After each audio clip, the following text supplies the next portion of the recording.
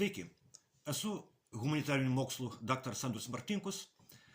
Tęsime mūsų pamąstymus apie kintantį pasaulį, apie Lietuvos valstybės, lietuvių tautos vietą šitame kintančiame pasaulyje.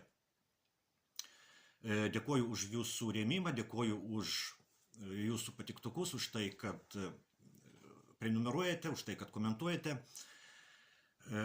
50-asis mūsų susitikimas, šioks toks jubiliejus.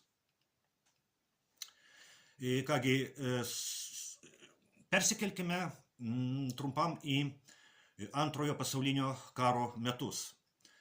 1944 metai, balandžio 23 diena, poetas ir rašytojas Vincas Mykolaitis Putinas savo dienoraštyje rašo, cituoju: Simfonijos koncertai Vilniuje šiuo metu tai tikras dvasios poilsis ir nusiraminimas. Beveik visus juos lankau. Štai ir dabar neseniai sugrįžau iš 28-ojo šių metų simfoninio koncerto. Buvo atlikta Glazunovo Karnavalas, Rimski-Korsakovo Šacherizada ir Čaikovskio 4 simfonija. Visi trys labai stiprus, dramatiški ir įspūdingi dalykai. Dirigavo Balys Dvarionas. Citatos pabaiga. Tik pagalvokime. Lietuva okupuota nacių Vokietijos. Karas Vokietijai sekasi prastai. Tarybinė armija artėja prie Vilniaus ir po 3 mėnesių, Liepos 13 dieną, užims Lietuvos sostinę. O tuo tarpu Vilniuje Lietuvos simfoninis orkestras, diriguojamas Balio Dvariono, atlieka rusų kompozitorių kūrinius. O kokią situaciją su Rusijos kultūra turime Lietuvoje šiandien, vykstant karui Ukrainoje? Rusijos kultūra Lietuvoje faktiškai yra uždrausta. Pažiūrėsime, kokia bus naujosios vyriausybės politika šiuo klausimu, bet kol kas Rusijos kultūra Lietuvoje yra uždrausta, nes buvusi vyriausybė, Šimonytės vyriausybė, Rusijos kultūrą Lietuvoje uždraudė. Gaunasi taip, kad Rusijos kultūra dabartinio Lietuvos režimo požiūriu kelia didesnę grėsmę, negu jį kėlė Vokietijos naciams. Nes valdant Vokietijos naciams, Lietuvoje karo metu buvo galima atlikti Čaikovskį. O valdant Landsberginiams, Lietuvoje karo Ukrainoje metu negalima atlikti Čaikovskio. Kodėl taip yra? Kodėl dabartinis Lietuvos režimas yra daugiau rusofobinis už Vokietijos nacių režimą? Mano atsakymas yra toks. Lietuvos neoliberalaus režimo neapykantos Rusijai priežastis yra naujos pasaulio tvarkos baimė. Karas Ukrainoje yra ne Rusijos karas prieš Ukrainą, kaip aiškina Lietuvos režimo propaganda. Karas Ukrainoje yra karas, kuriame senoji pasaulio tvarka kaunasi su naujaja ateinančia pasaulio tvarka. Senoji pasaulio tvarka yra Jungtinių Amerikos valstijų pasaulinė hegemonija, arba lietuviškai viešpatavimas. Tai yra vadinamasis vienpolis pasaulis, atsiradęs po Tarybų socialistinių respublikų sąjungos žlugimo 1991 metais. O naujoji pasaulio tvarka yra vadinamasis daugiapolis pasaulis, kuriame nebebus vienos supervalstybės pasaulinio viešpatavimo, o bus keli galios centrai, keli poliai. Jungtinės valstijos, aišku, išliks kaip vienas iš tų galios centrų. Į kitus 2 pretenduoja pirmiausiai Kinija ir Rusija. Taigi karas Ukrainoje yra vienas iš naujosios pasaulio tvarkos gimimo epizodų. Ir tai be abejo yra tragiškas epizodas. Karas Ukrainoje yra tragedija. Pirmiausia, Ukrainos žmonių tragedija. Ukrainos žmonės balsavo už Vladimirą Zelenskį, nes jis žadėjo užbaigti karą Donbase. Bet Zelenskis ne tik neužbaigė karo Donbase.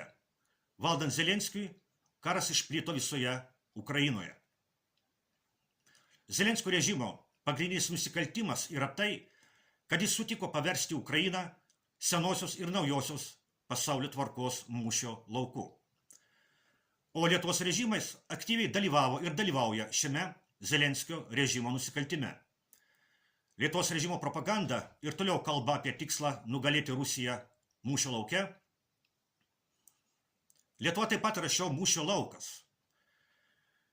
Taip, jau dabar Lietuva yra taip pat šio mūšio laukas. Tik kol kas karo su Rusijos kultūra mūšio laukas. Karas su Rusijos kultūra yra dar vienas įrodymas to, kad Lietuvos režimo esmė yra ne kurti, o kenkti. Tai rodo visa Lietuvos istorija po TSRS žlugimo. Kodėl nyksta Lietuva? Kodėl po TSRS žlugimo Lietuva neteko 1 milijono žmonių? Todėl, kad Lietuvos režimas yra ne kūrėjas, o griovėjas ir kenkėjas. Lietuvos režimo propaganda skelbia, kad Lietuvos istorija po nepriklausomybės atkūrimo ir TSRS žlugimo yra Lietuvos sėkmės istorija. Bet tai įžūlus melas. Šita istorija iš tikrųjų yra sėkmės istorija, bet ne Lietuvos, ne lietuvių tautos sėkmės istorija.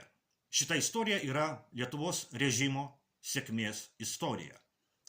Šita istorija yra kenkimo Lietuvai ir lietuvių tautai sėkmės istorija. Lietuvos režimo kenkėjiška prigimtis ypatingai pasireiškė valdžioje esant prezidentui Nausėdai ir ministrai pirmininkai Šimonytei. Pradžioje buvo Lietuvos žmonių terorizavimas koronaviruso pandemijos metu, po to santykių su Baltarusija ir Kinija griovimas, o tai buvo dar vienas smūgis ir taip sugriautiems lietuvių tautos ekonominiams pagrindams. Bet didžiausias košmaras prasidėjo po to, kai įsiliepsnojo karas Ukrainoje. Ukrainos vėliavų Lietuvoje priviso tiek, kad buvo galima pagalvoti, jog čia ne Lietuva, o Ukrainos dalis. Buvo griaunami dar išlikę paminklai žuvusiems tarybinės armijos kariams ir paskelbtas karas visai Rusijos kultūrai. Karas su Rusijos kultūra Lietuvoje yra dalis globalistų karo prieš naująją pasaulio tvarką. Lietuvos režimas jaučia, kad jo sėkmės istorijai iškilo grėsmė. Bet Lietuvos režimo sėkmės istorija nėra Lietuvos sėkmės istorija. Dar kartą verta prisiminti Vytauto Landsbergio gerbėjos Nijolės Oželytės garsųjį teiginį, kad po 100 metų Lietuva išnyks. Ir, pasak Nijolės Oželytės, tai bus gerai. Bet tiems, kuriems tai neatrodo gerai, tiems, kurie myli Lietuvą, tiems, kuriems Lietuva yra vertybė, tokie žmonės neturėtų bijoti dabartinės pasaulio tvarkos žlugimo ir naujos pasaulio tvarkos gimimo. Tai šiandien būtų tiek ir iki kitų pasimatymų.